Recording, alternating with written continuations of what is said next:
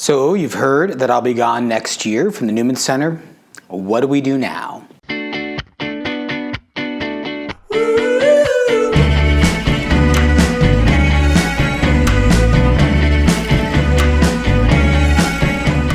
If you haven't seen my announcement that Bishop DeGroot has appointed me to be the new pastor of Sacred Heart in Aberdeen, South Dakota, starting July 1, you can check out that video in one of these corners.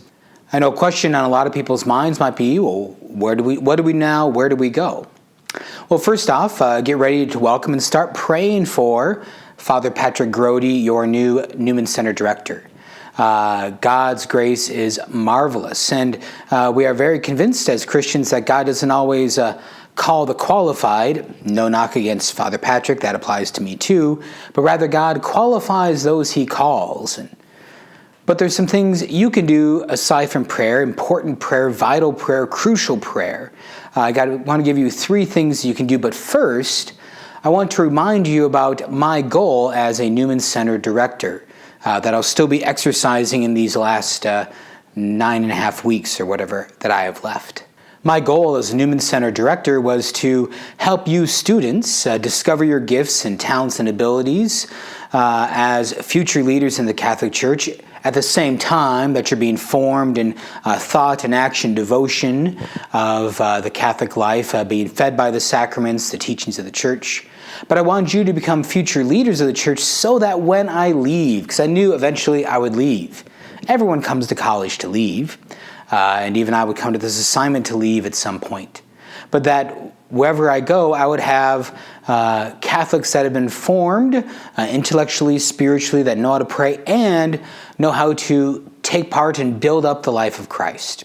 And that's the things that you can keep doing here and pass on to future generations that come here, that it's not dependent on one priest's vision, but it becomes a culture and part of the life that's deliberately handed down by students, one class to another, again and again.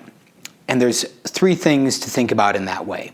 The 3 things to think about in building a successful Catholic life, Catholic culture, first of all, is to be proactive. Secondly, to discern and use the gifts God has given you. And thirdly, finally, to trust in God's providence. So the first thing you need to do is to be proactive.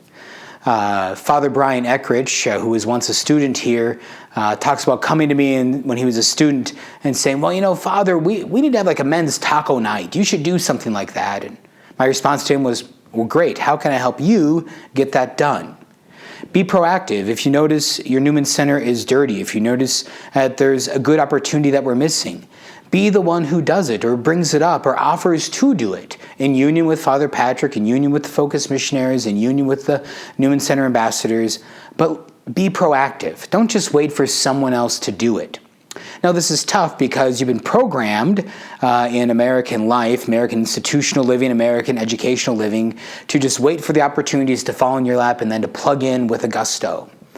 But to be proactive means to take a risk. Things could fail, but that's okay. I trust you to fail. Father Patrick will trust you to fail when you come. Your Focus Missionaries trust you to fail. God trusts you to fail, and then to try again. The second thing that you can do with this Newman Center and to pass on and make sure this is a deliberate part of our culture, a spoken and named part of our culture, is to discern and use the gifts God has given you. Not every one of you is skilled at music. Not every one of you is comfortable leading a Bible study. Not every one of you has some gift or another. But all of you has one gift. You just have to use that gift, to activate that gift, to put that gift into action. Discern that gift with Father Patrick. Share that gift with him, with your Focus Missionaries, and then use that gift. And then make sure that the underclassmen, as they come in, that they're aware of that and doing that in their life. And the third thing that you can do is to trust in God's providence. And this ties into all 2 of the preceding things. So if we trust in God's providence, right, we might be worried, well, man, we need better music here at the Newman Center, but I'm just not talented. Well, that's fine. Trust that God will provide someone who is, right? And for you then to look for that, to reach for that, because you see that need. Proactively ask someone, say, I see you doing this. Would you want to do this here? In accord with Father Patrick's direction, in accord with the Newman Center Focus Missionaries' directions, but trust in God's providence, that when you see a need, God will provide you a way to meet the need. Maybe not in the way you anticipate, but if you're proactive, we're discerning needs, if we're discerning our own gifts, and our own gifts don't match up with the need we see, trust that God will provide someone to meet that need.